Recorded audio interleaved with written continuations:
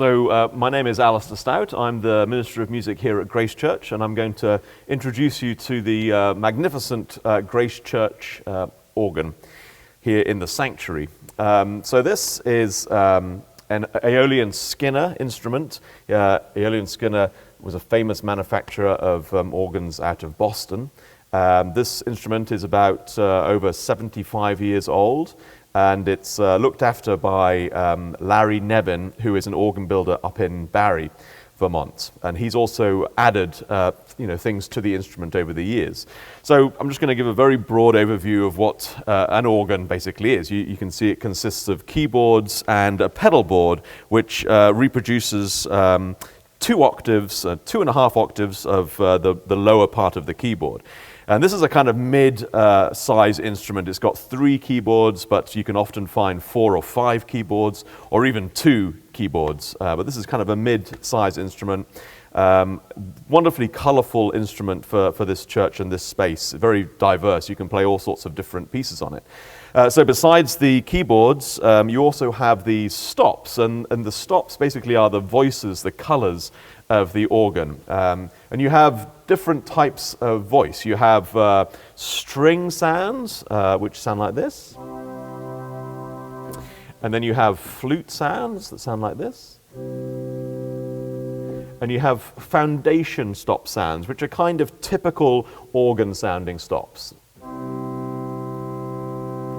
And then you have the louder stops. You have the reed stops, like trumpets and oboes. This is the trumpet. And this is the oboe. A little bit softer. Then you have unusual stops, which are called mixtures and mutations. And they mean that they're not just regular length pipes, 4 foot, 8 foot, 16. They're kind of in between, and they make an interesting kind of a bright sound. So that's a mixture. You get a slightly louder mixture on the great. So you have stops that are called mutation stops. And they're irregular length pipes. So a normal stop would be an 8 foot. So here it is. If you add a mutation to it, it gives it a strange color. It gives it a 1/3 or a 1/5 above. So those are wonderful stops for having solos. So for instance, if I did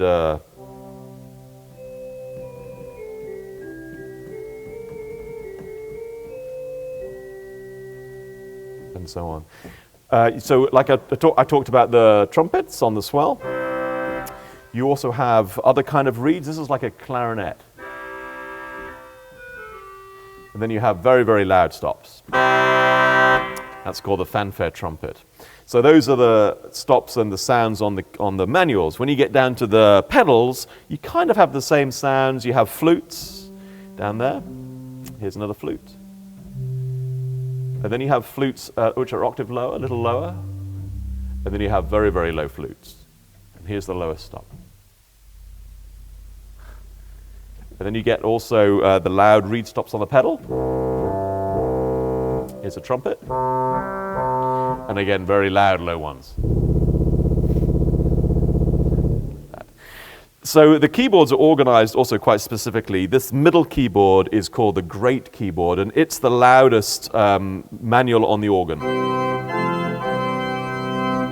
And then you get the one below it is called the Choir Manual, and this manual has lots of color to it. You can accompany the choir with different sounds. The top manual is called the Swell Manual, and it's called the Swell Manual because it's under expression, which means that all the pipes that are on this manual are enclosed in a big box, and on the front of the box are shutters. And I open and close the shutters using these pedals down here with my feet. So basically the stops on this manual are basically the same as this manual, but as I said, they're under expression. So if you play a chord soft, you can open up those shutters and it swells the sound, which is why it's called the swell. The choir manual, this bottom one, is also actually under expression too. So you can make it louder and softer. It has its own box, and all the pipes are in that box too. And we'll look at the boxes a little bit later on. So in a nutshell, that is the overview of the organ. So I'll go ahead and play a little piece that it demonstrates some of the sounds. It's a louder piece, so you'll hear some of the big reeds and some of the mixtures and this kind of thing. A little piece that I wrote about 20 years ago or so. So, okay.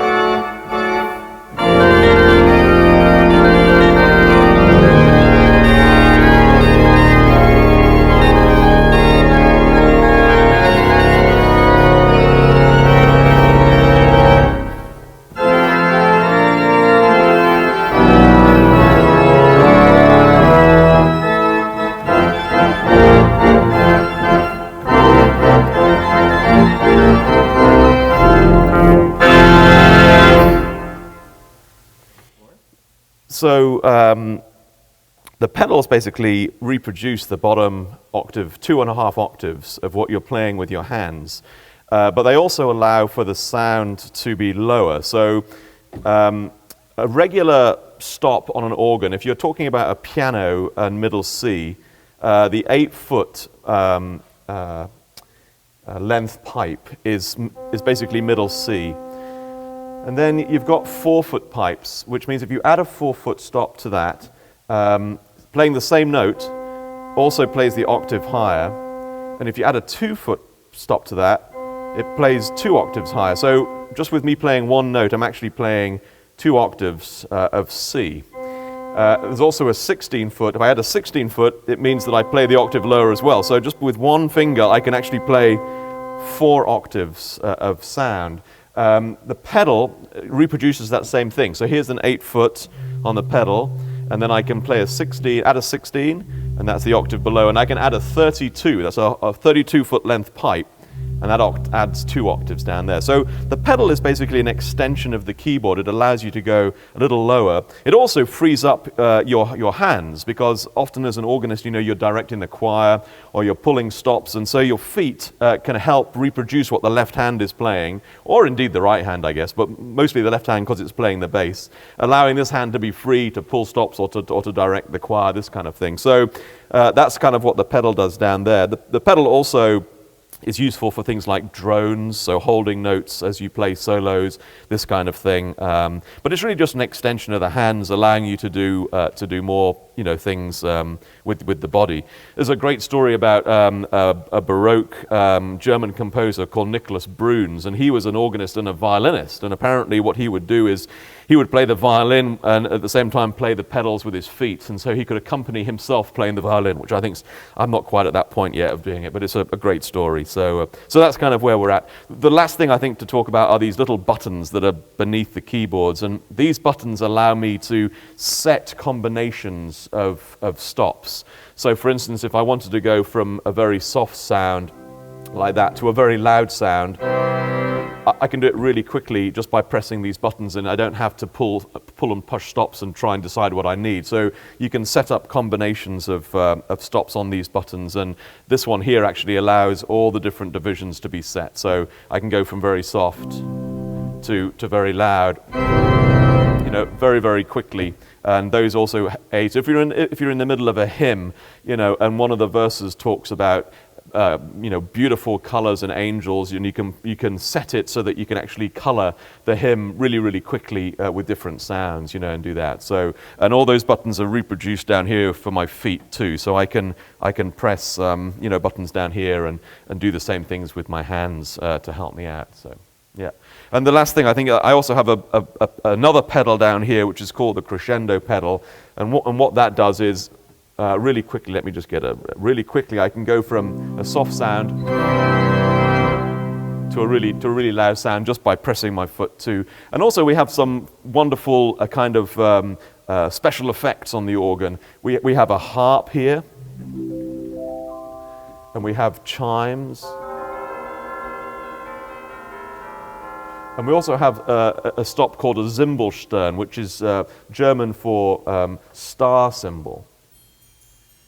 And I can press that, and it makes nice sounds. So here we are inside the Grace Church organ, and a bit like an iceberg, you don't see 90% of what's on the surface is below. And this is an engineering feat, a marvelous space where all these pipes are located. So I'll talk a little bit about the different kinds of pipes. You have metal pipes, such as these fanfare trumpet pipes, and you can see that they've got these hoods on, which forces the sound out through the case, making them very, very loud. And then down here you have different kinds of metal pipes, and these are all tuned by, there's a little, I don't know if you can see it very clearly here, but probably best to explain these. These are tuned by pushing these little levers up and down, and that allows for the little voicing mechanism inside to be controlled like that. Above our heads here, you can see some wooden pipes, which are the big 16-foot pedal pipes. Do you want to clean up so you can see those? There, yeah. And those are flutes and the big foundation stops.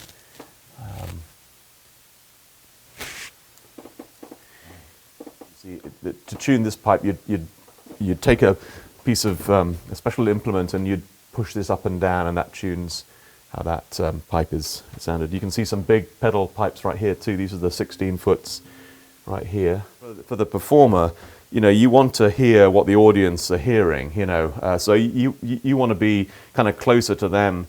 So that you can, balance and the sound correctly for different pieces, So it'll be really helpful. It's also so loud, so when I'm practicing, it's almost a case of having to wear earplugs because, if you're talking about a 3-hour practice session and you're right in front of, especially things like these big trumpets, it really is deafening. So what we're seeing here is the inside of the Swell Box, and these are the shutters that I control with my feet, and they open and close, allowing the sound to swell out or be softer. If you look down here, you'll see different kinds of pipes. The way they've got these cylindrical hoods on, and that obviously creates a different sound to the open pipes up here. You also can see if you look over here, these are some of the smallest pipes on the organ. I'll just take one out, but you can see how small that is. And then the air is forced up the bottom here, so you can hear the sound. It's very, very high. And these sit in these chests here, and the air is forced up when I depress the key on the keyboard. The little piece of wood opens and the air shoots up and creates that sound there.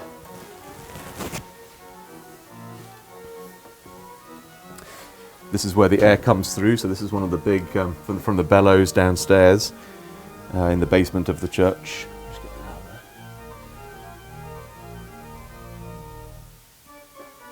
And you can, if you look above your head here, this is a good example.